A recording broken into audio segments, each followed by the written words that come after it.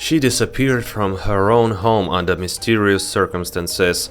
The unexpected outcome shocked everyone. A young mother stopped communicating and vanished under mysterious circumstances. The police began searching for her, and with each new clue, the case became increasingly complicated. This continued until a long chain of evidence led them to the grim resolution of this mystery, which shocked everyone involved in the case. Ashley Meath was born on November 14 in 1991 in the small American town of Warren, Pennsylvania. She grew up in a very large family, surrounded by brothers and sisters. From childhood, Ashley stood out for her love of creativity in all its forms. She was passionate about singing, poetry, and fashion. Additionally, Ashley loved nature and always dreamed of traveling. She had visited almost every state in the US and had also traveled to Canada and Mexico. After graduating from high school, she moved to New York, where she began studying humanities before transferring to Louisiana State University in Ripon. There she met a man named Adam, and they started to dating.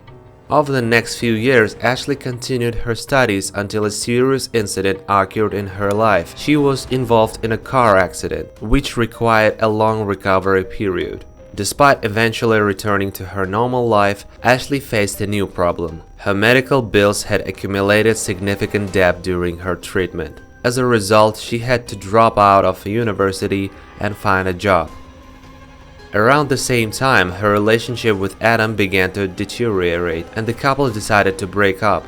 However, almost immediately afterward, Ashley discovered she was pregnant. Despite all the challenges she had faced in recent years, the young woman was overjoyed and began preparing to become a mother. She also wanted her child to grow up in a complete family, so she and Adam reconciled. At the time, Adam had moved to a town called Boulder, Colorado, to pursue culinary education, and Ashley decided to follow him. They rented an apartment in a small residential complex, and sometime later, their daughter Daisy was born. Although Ashley and Adam didn't resume their romantic relationship, they remained friends and co-parented their daughter. Shortly after the child's birth, Ashley began working as a teacher's assistant at a preparatory school and later joined an organization that helped children from low-income families. Despite the demanding nature of the work, Ashley quickly bonded with the children and earned their affection. This continued until February 2017. Ashley, who was 25 at the time, was raising her one-year-old daughter and working with children. But on February 13, the woman didn't show up for the shift for some reason. Her colleagues found this strange and tried to contact her. However, Ashley didn't respond to their calls or messages. The next day, she again failed to come to work, and one of her colleagues decided to contact the police, asking them to check on the woman and her daughter. The local police department sent several officers to her residential complex. The first thing they noticed was that the outdoor lights in front of the apartment were on, even though it was daytime. Additionally, the front door was unlocked, allowing the officers to enter. Inside the apartment, there was no sign of Ashley, her daughter, or Adam. However, her smartphone, driver's license, and purse were all in the apartment. Strangely, her car was missing from the parking lot. Moreover, the police found half-cooked food in the oven, as if someone had started preparing dinner but left the house for some reason without finishing. All of this seemed highly suspicious, and the officers decided to contact Ashley's parents. Her mother said she had not received any calls or messages from her daughter in the past few days and had no idea where she could have gone. The mother also found it odd that Ashley had left her cat behind, as she had never left it alone for long and always took it with her own trips. The mother contacted all acquaintances and relatives who might have known her daughter's whereabouts, but none of them had been in touch with Ashley for several days. The police also tried to reach Adam, but he was unresponsive as well. Furthermore, with investigators' attempts to track his smartphone's location, they discovered the device was turned off. As for Ashley's smartphone, the police handed it over to experts for analysis, and they found several potential leads. According to the data, the last time the woman had used it was on February 12, 2 days before her colleague reported her missing. The day was her day off, and Ashley had begun engage in routine activities. She went shopping with her daughter, picked out a new dress, took some photos, and then returned home. After speaking with Ashley's neighbors, detectives added a few more details to the timeline of that day. One neighbor saw her taking out the trash in the evening. Another neighbor heard a loud, dull thud and was certain the sound had come from Ashley's apartment. She even thought someone might have fallen down the stairs. However, there was no further noise, and the neighbor heard nothing more after that. This account intrigued investigators as data from Ashley's phone indicated she had stopped using it around 9 p.m. Thus, the police suspected something bad might have happened at that time. Soon they received another lead. According to her phone records, shortly before her disappearance, Ashley had begun dating a man named Harvey. Detectives examined their messages and found something interesting. Harvey's message seemed suspicious to them, so the police decided to question him. Officers went to his home and Harvey allowed them to search it. He insisted he had no idea where Ashley was and had not spoken to her in several days. According to him, on the evening of her disappearance, he had been with friends, which corroborated his history. As a result, detectives ruled him out as a suspect and continued searching for other leads. With no trace of Ashley found, the police decided to approach the case differently and located contact information for Adam's relatives to try and determine his whereabouts. Here they finally had a breakthrough. When investigators called his parents in Louisiana, they learned Adam had visited them the day before on February 13. According to them, he had arrived with his daughter, but Ashley was not with them. They were very surprised by his unannounced visit, as the journey from Colorado to Louisiana was over 1,500 kilometers. Adam explained that he had planned the trip so his daughter could visit her relatives. Despite this, his family was happy to see them. Adam spent the night and left the next day to visit her grandmother in Arkansas. Detectives asked his relatives to contact him and tell him to call the police immediately, as they needed to ask him about Ashley's whereabouts. At first, Adam didn't answer their calls, but he eventually contacted the detectives. Adam claimed he had no idea where Ashley had gone and had been trying to reach her himself, but she had not responded to his calls or messages. According to him, on the evening of February 12th, they had a serious argument during which he had hit her. He then decided to leave the house temporarily to de-escalate the situation and took Daisy with him. He admitted to taking Ashley's car as he didn't have one of his own. He also said he had already left Louisiana and was in Oklahoma at that time of the call. His story seemed dubious to the detectives and they began seriously considering that Adam might be directly involved in Ashley's disappearance. However, since he was in another state, the police could not interrogate him properly. Soon they noticed an important detail. Adam was not listed on his daughter's birth certificate, meaning he had no legal right to take her out of state without her mother's permission. Using this, detectives contacted Oklahoma police and asked them to detain Adam.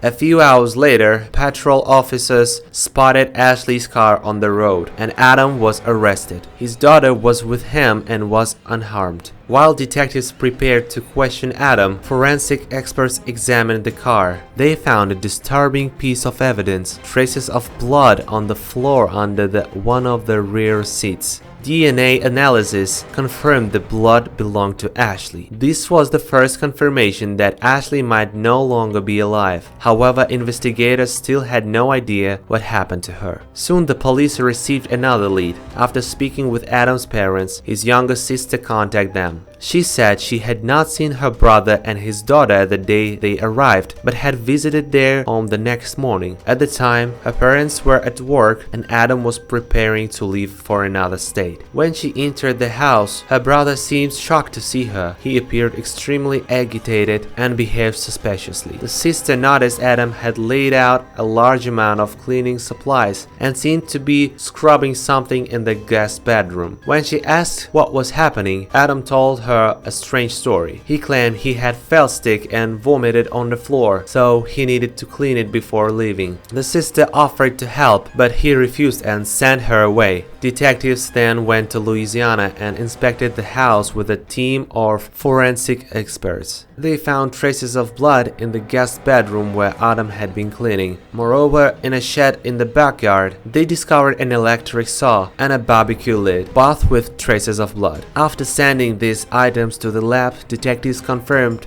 what they had already suspected. All the blood belonged to Ashley. Yet they still didn't know exactly what happened to her. If Adam had killed her in Colorado, why had he transferred her body to another state, nearly 2,000 kilometers away? And what had he done with it after leaving his parents' home? As detectives prepared to question Adam, the case took an unexpected turn. Police from a small town in Oklahoma contacted them about a disturbing discovery. On February 15, a gas station employee went to take out the trash and noticed a suitcase near the dumpster. It looked new, so she found it odd that someone would throw it away. Curiously got the better of her, and she opened the suitcase, only to immediately regret it. Inside were human remains. She called the police, who confirmed the suitcase contained a human torso. The remains were sent to the lab where DNA samples were taken. At the time, this didn't help identify the victim, but soon local detectives learned about Ashley's disappearance and contacted them investigators handling the case. After providing the DNA sample, they quickly confirmed the remains belonged to Ashley. Detectives requested surveillance footage from the gas station, which captured the dumpster area and saw exactly what they expected. Ashley's car appeared in the footage, and Adam stepped out with the suitcase, leaving it near the dumpster. Thus, investigators finally pieced together what had likely happened to Ashley. Based on the evidence, Adam may have killed her on the evening of February 12 while they were at home. Then he devised a plan to visit relatives, giving him the opportunity to dispose of her remains in other states, which he believed would hinder the police investigation. Given the blood found in his parents' home, Adam had likely brought Ashley's blood with him and waited for his parents to leave for work. He then used their electric saw to dismember the remains before continuing his journey to dispose of them. Detectives realized Adam could have stopped anywhere along the hundreds of kilometers his route, making it difficult to locate the rest of the remains. However, they focused their efforts on reconstructing his approximate route from his parents' home to where he was arrested, reviewing surveillance footage along the way.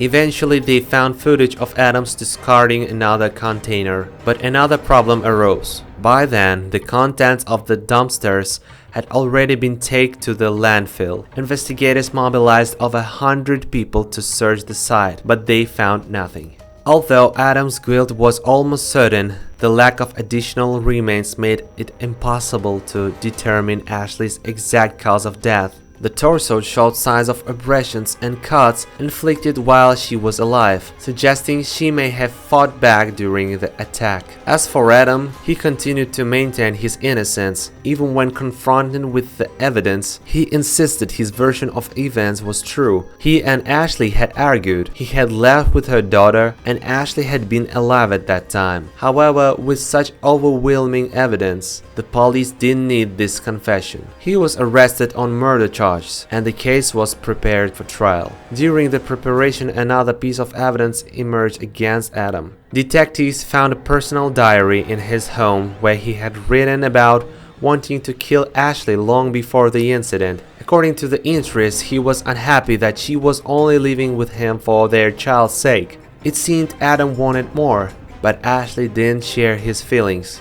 He also wrote about how much he loved his daughter and feared Ashley would take her away. Prosecutors believed that this was trigger for Adam. They argued he was upset that Ashley had started dating someone else, even though their relationship had ended nearly 2 years earlier. Adam may have feared she would move out with their daughter, leading him to commit murder. Apparently, he hoped to evade responsibility in a rather simplistic way. After the act, he called and texted her phone, pretending to worry about her disappearance. Before the trial, it was also revealed that Adam had been diagnosed with bipolar disorder and PTSD from his military service. However, this didn't spare him from punishment. In April 2018, the jury anonymously found him guilty of murder. He was sentenced to life in prison. Later, he attempted to appeal the verdict, but his appeal was denied. Adam remains incarcerated and still refuses to reveal where he disposed of the rest of Ashley's remains. Finally, it's worth nothing that after his arrest, Daisy was placed in the care of social services. Her current whereabouts remain unknown, as authorities have not disclosed this information due to her age. We can only hope she was placed with relatives rather than in an orphanage. Share your thoughts on this story in the comments. And don't forget to like this video.